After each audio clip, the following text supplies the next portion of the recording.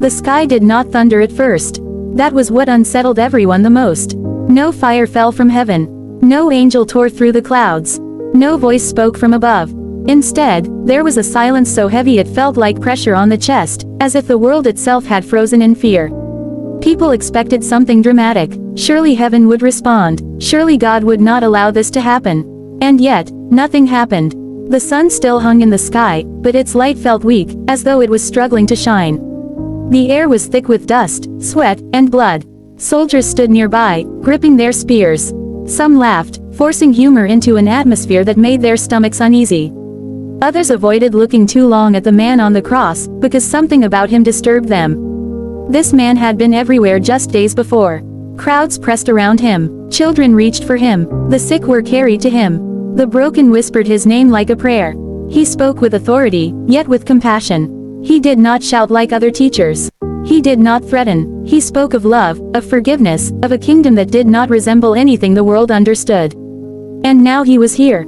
Hanging, bleeding, silent. It did not begin at the cross. It never does. The cross was only the final step of a journey that had started long before anyone noticed. Even before he was born, the world was waiting without knowing what it waited for. Darkness had grown bold. Violence was common. Religion had become a system, not a relationship. People obeyed rules but their hearts were far away. When he came, he disrupted everything. He touched those no one else would touch. He spoke to those everyone else ignored. He challenged leaders who loved power more than truth. That is when the danger began. Not because he was violent, but because he was uncontrollable. You cannot control love that exposes hypocrisy. They watched him closely. Every word, every action. They searched for a reason to destroy him, and when they could not find one, they created it. The night of his arrest was heavy with tension. The garden was quiet. His closest friends were nearby, but they could not stay awake. He knelt alone, the weight of what was coming pressing down on him. This was not fear of pain alone. Many men have faced pain bravely. This was something deeper. He was about to carry what no human was meant to carry. His sweat fell like blood. When the soldiers arrived, it happened quickly. Torches flickered, metal clinked. A kiss marked him for death. One of his followers tried to fight, but he stopped it. Violence was not the answer tonight. It never was. They bound him and dragged him away while his friends scattered into the darkness, afraid to be associated with him. Even then, heaven remained silent. The trials were a mockery of justice. Lies stacked upon lies. Witnesses contradicted themselves. Leaders pretended righteousness while condemning innocence. The crowd grew louder, feeding off each other's rage. It is easy to shout when responsibility is shared. A governor stood before him, torn between fear and truth. He knew this man was innocent. But fear of the crowd outweighed fear of God. He washed his hands, as though water could cleanse guilt. The choice was given, a violent criminal or the man called the King of the Jews.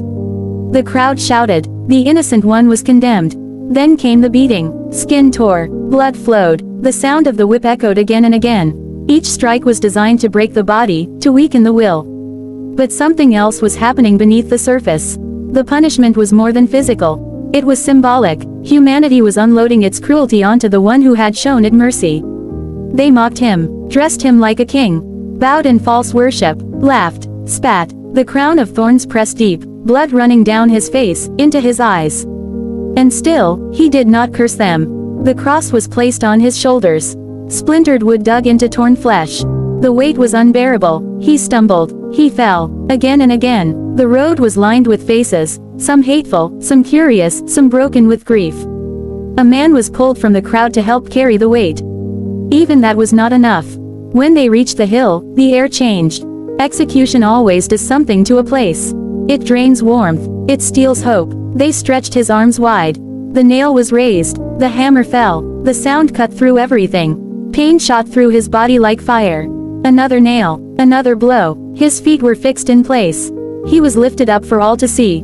This is where fear truly enters the story. Because now, there is no doubt. This is real. This is happening. And heaven is still silent. The hours passed slowly. Breathing became agony. Muscles cramped. Blood loss weakened him. The crowd watched, waiting for something. A miracle. A rescue. A sign. Instead, the sky darkened.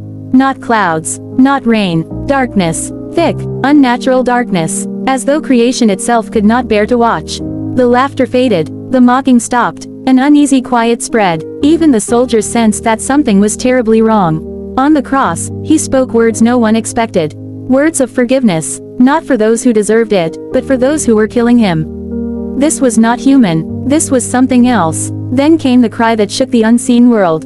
A cry of abandonment, a cry that echoed the pain of every soul that has ever felt alone, unheard, forgotten. In that moment, the silence of heaven reached its deepest point. This was the exchange. Sin met justice. Love absorbed wrath. The innocent carried the guilty. Hell thought it had won. But it did not understand the silence. When he said, "It is finished," the words carried finality. Not exhaustion, completion. The work was done. The price was paid. And then, he gave up his spirit. The earth responded. It shook violently. Rocks split open. The massive curtain in the temple tore from top to bottom, as if an invisible hand had ripped it apart. The barrier was gone. Access was opened. Even a hardened soldier could no longer deny it. He was taken down, lifeless, wrapped in cloth, placed in a tomb. A stone sealed the entrance.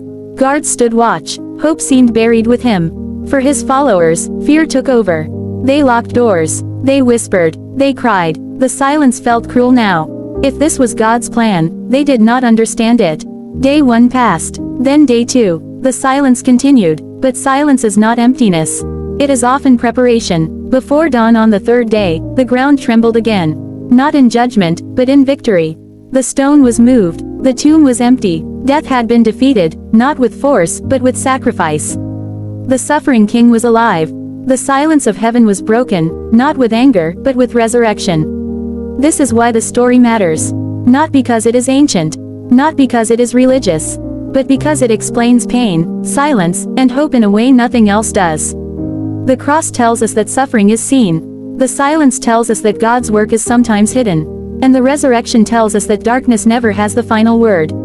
This is what happened. This is how everything happened. And the silence of heaven still speaks, if we are willing to listen.